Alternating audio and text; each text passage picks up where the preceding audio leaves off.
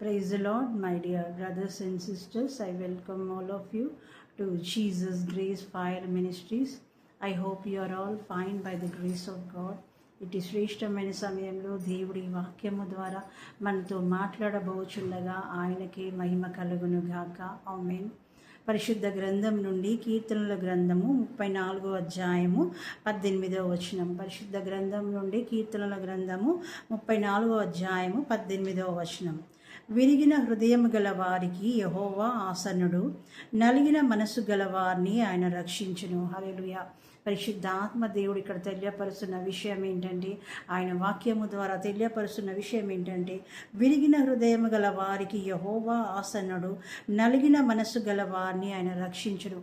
ఎవరైతే విరిగిపోయిన స్థితిలో ఉన్నారో, ఎవరైతే విరిగిన హృదయం కలిగి ఉన్నారో, ఎవరైతే నలిగిన మనసు కలిగి ఉన్నారో, ఎవరైతే పగిలిపోయినటువంటి స్థితిలో ఉన్నారో, అలాంటి వారికి ఆయన ఆసన్నుడుగా, అంటే ఆయన దగ్గరగా ఉండే దేవుడని ఆయన సెలవిస్తున్నాడు. అదే విధముగా ఆయన సమీపముగా ఉండి ఆయన సహాయం చేసే దేవుడు అనే విషయాన్ని కూడా ఇక్కడ పరిశుద్ధాత్మ దేవుడు తెలియపరుస్తున్నారు. ఎవరైతే ఆ యొక్క పరిస్థితులను బట్టి, ఆ యొక్క ఇరుకులను బట్టి, ఇబ్బందులను బట్టి, ఆ యొక్క ఆర్థిక పరిస్థితులను బట్టి, ఆ రోగములను బట్టి, ఆ భయంకరమైన పరిస్థితులను బట్టి ఎవరైతే పగిలిపోయిన స్థితిలో ఉన్నారో, విరిగిపోయినటువంటి స్థితిలో ఉన్నారో, నలిగిపోయినటువంటి స్థితిలో ఉండి బాధపడుచున్నారో, ఎవరైతే కన్నీరుతో వేదనతో ఉన్నారో, అలాంటి వారికి ఆయన సహాయం చేసే దేవుడనని, ఆయన సమీపంగా ఉండే దేవుడనని, ఆయనకు మొరపెట్టిన వారికి ఆయన సహాయం చేసే దేవుడనని విషయాన్ని ఇక్కడ ఆయన తెలియపరుస్తున్నాడు. అదేవిధంగా నలిగిన మనసు గల వారిని ఆయన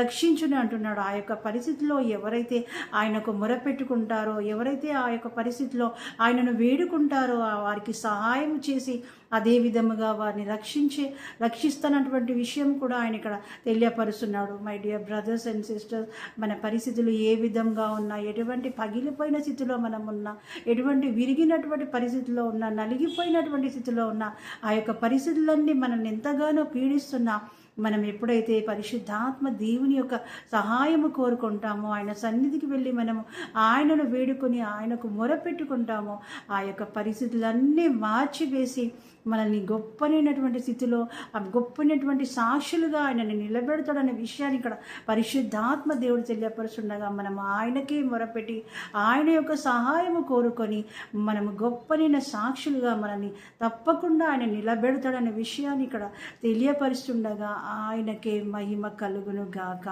ఆమేన్.